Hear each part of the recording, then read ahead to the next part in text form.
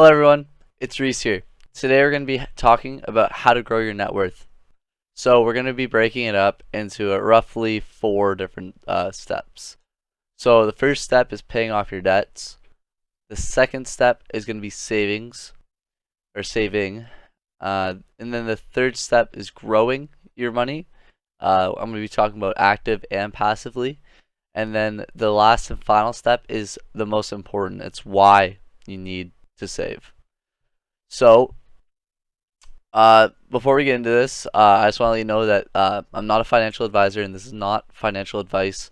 This is my personal pathway and belief, my ideas of the future savings that I'm going to be doing. Um, and yeah, so don't I'm not giving you advice. I'm just showing you what I'm going to be doing, and if it works out, it will work out. If not, at least I'll be more knowledgeable because of it. So yeah, so now that we know what we're talking about and that it's my pathway, um let's get into it. So first thing we're gonna be talking about is debt. So you can't save money if you're in bad debt. Okay? So as a teenager, I know that I don't have a lot of debt, right? I don't have much monthly expenses that I have to keep paying. But there are some things like Audible for one. I use that for my knowledge, and like it might count as a bad debt right now because it technically doesn't give me any returns financially, but it is giving me personal growth, and that you can't really measure um, in currency. So some might say it's bad debt, some might say it's good debt. My student loans, which I don't have yet, but I will most likely have them from post-secondary. So that'll be considered, like, even then that's good or bad debt, right? That's a tough one as well, because that's is are you getting paid more because of it, and is it making you better? Which I think it could, depending on what you want to go in there for. Um, and then we have like my car insurance. That is a bad debt for sure. But in my case scenario where I'm in a small town, it helps me get around, especially when I'm going to be going to universities, to check them out and then eventually settle at one. Um, and if I want to do any like business ventures where like maybe I go around like Gary Vee does, and go to garage sales and try and do eBay flipping. All right. So now that we know what that is, it's yeah. Basically, my final statement on this is it's just like a fire in your pocket. If you don't get it under control, it'll grow, and eventually it'll be the size of a huge forest fire. And you don't want that. You want to put out the debt. You want to put the debt out when it's small. That way, it's easier. All right. So now we're going to get into savings, because without savings, you can't spend and grow your money. So savings is like a person getting fat, right? With savings, if you can um, conserve more than you output, then you're gonna get fatter, as in a fatter bank account.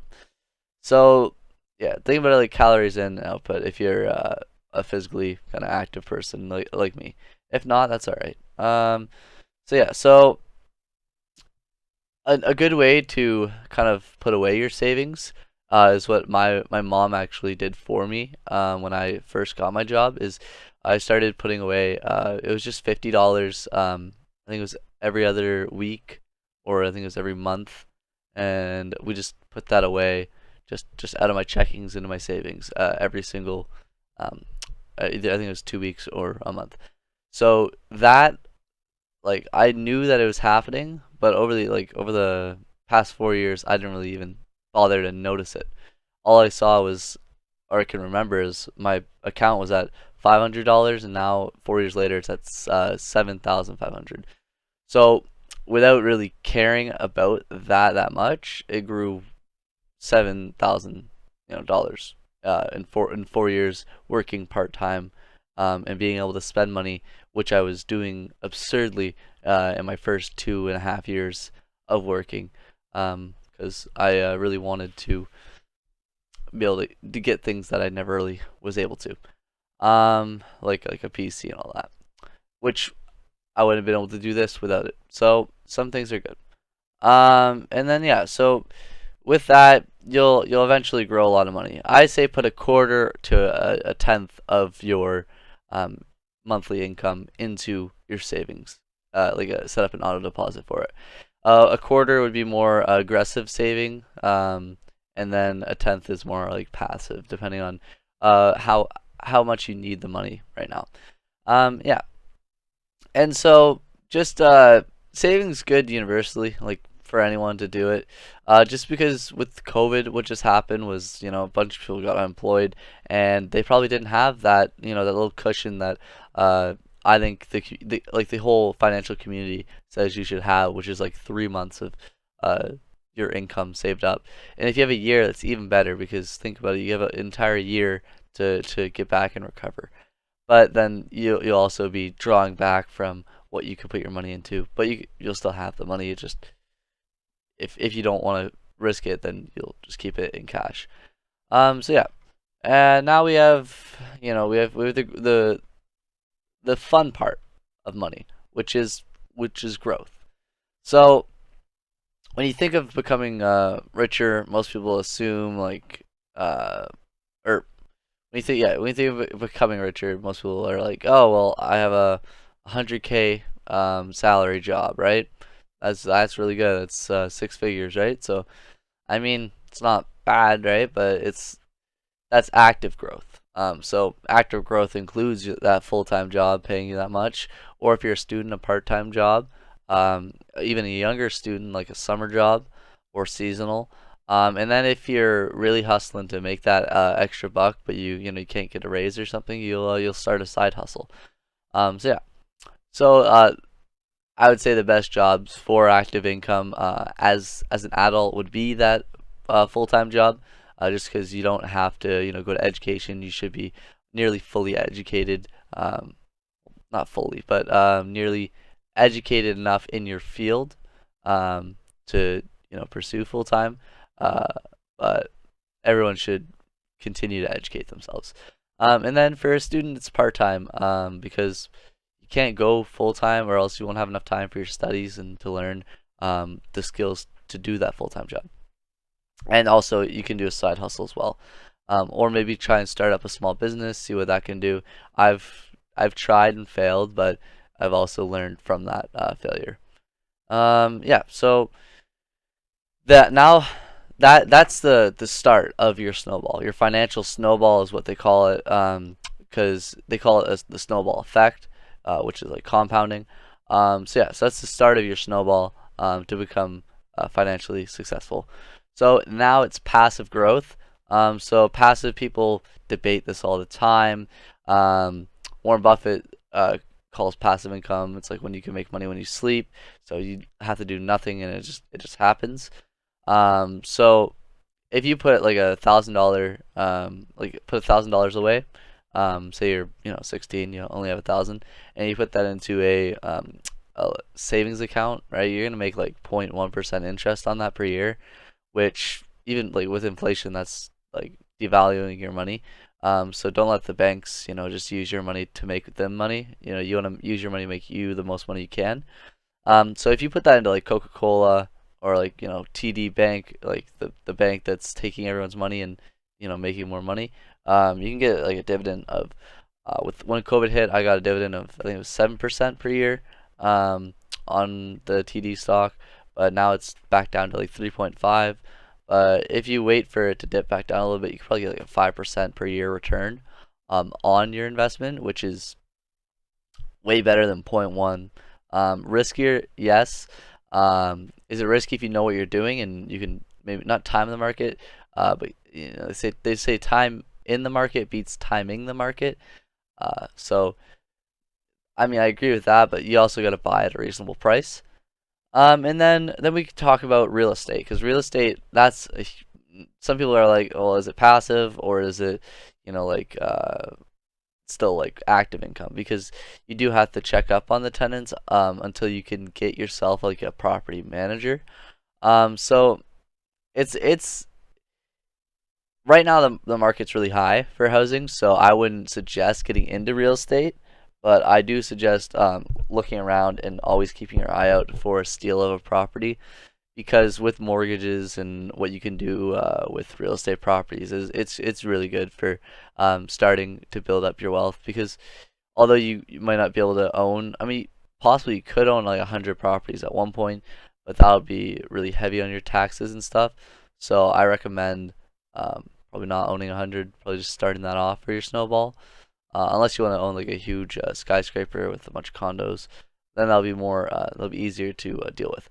So the pros I would say would be you get to own a house, so you have a house, you know, whenever you have the lot and everything, as long as you can pay it off. And if you can't pay it off, you can also rent it out, right? So that's good. You can make a good amount of money off real estate, like a lot of money. If you haven't seen them on YouTube, definitely go check them out. If you're into finances and especially real estate, meet Kevin. He's a great YouTuber. I watch him and Graham all the time.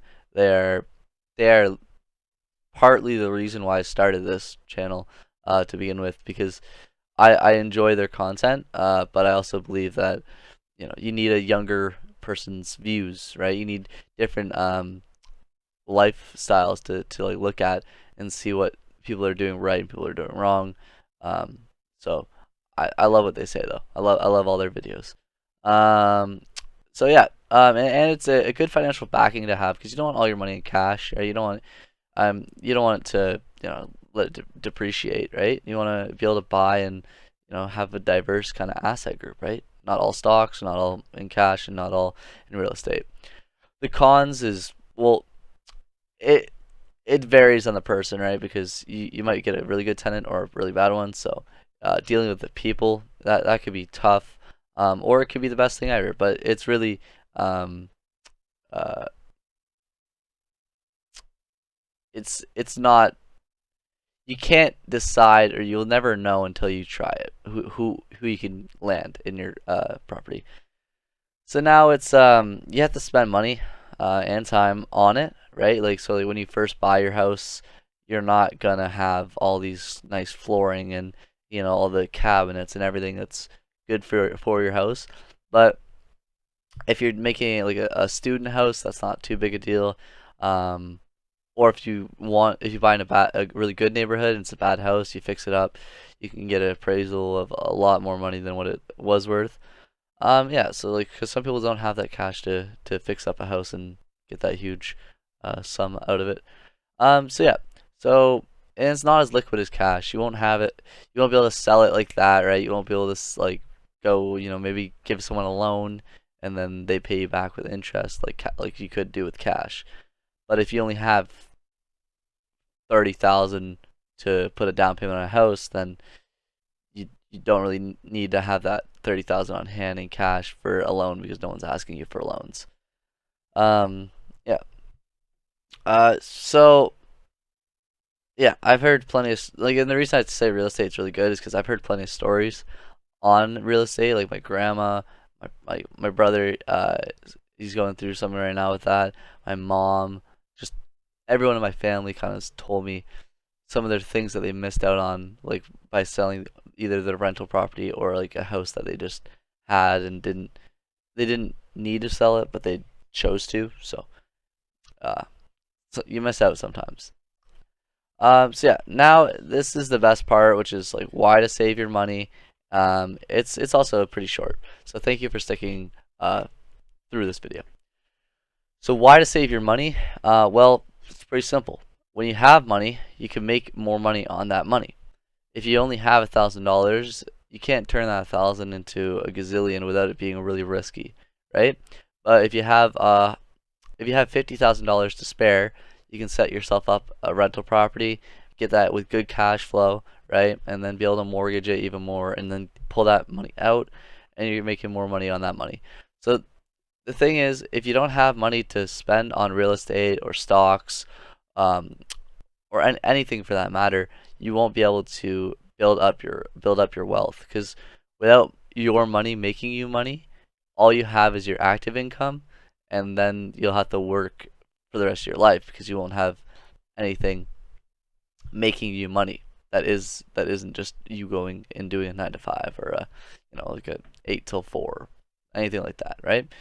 And yeah, eventually you won't have to work those either late nights that you don't like working or those early mornings. You'll just be able to get up whenever you want, and you won't have to rely on someone to pay for you to live.